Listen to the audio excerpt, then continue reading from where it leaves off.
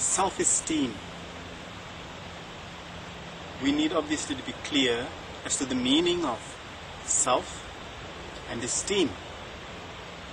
Now, most of us have values with which we identify. So the value is the esteem, the identity is the self.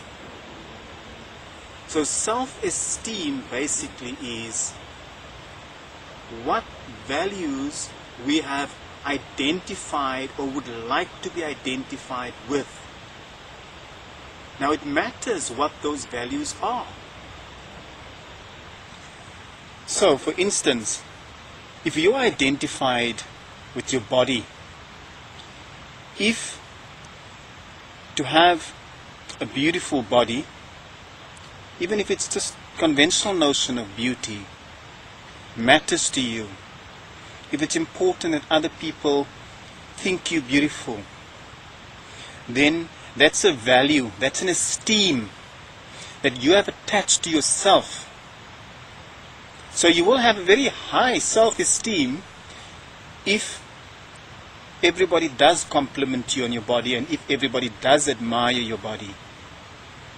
But what happens if you do not have a body that conforms to the conventional notions of beauty? Then you're going to have a very low self-esteem. You're going to be very self-conscious. You're going to feel yourself lacking if that is still an esteem of yours to be regarded as beautiful by everybody, and if it's important for you to look like the conventional notions of beauty.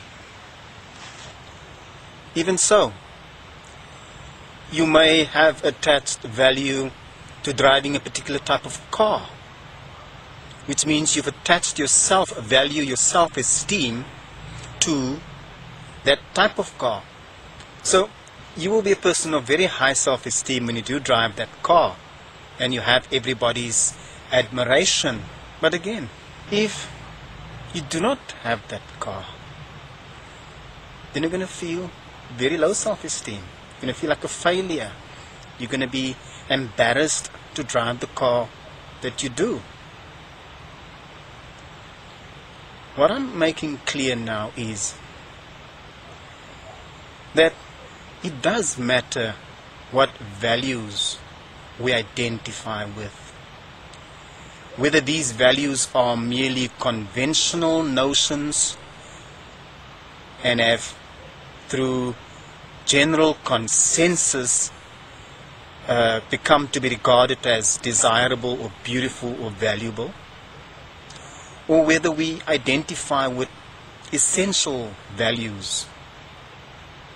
For example, if I value to be free within myself, free of other people's opinions, that means my self-esteem is identified with being free from other people's opinions.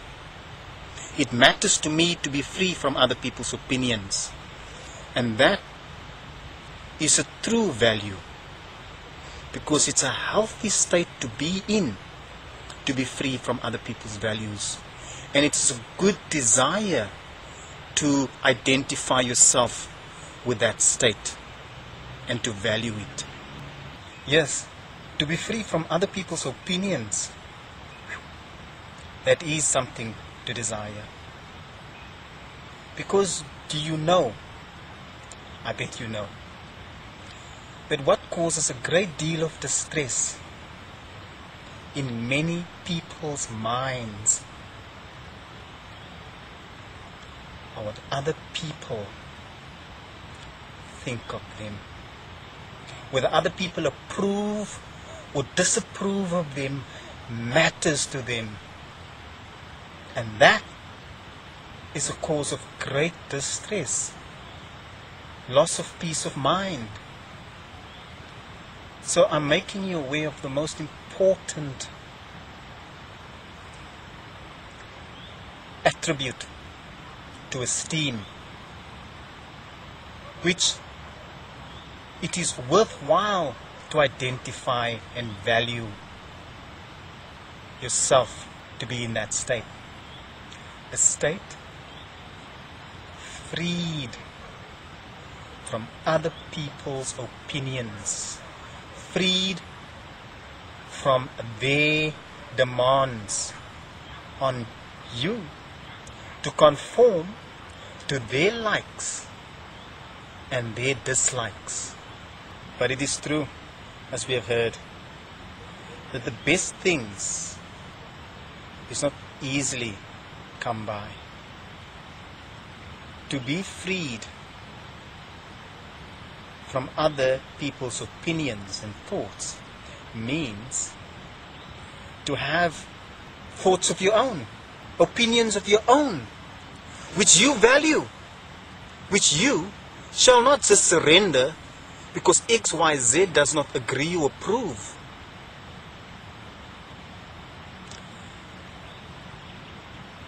I think you're getting the drift.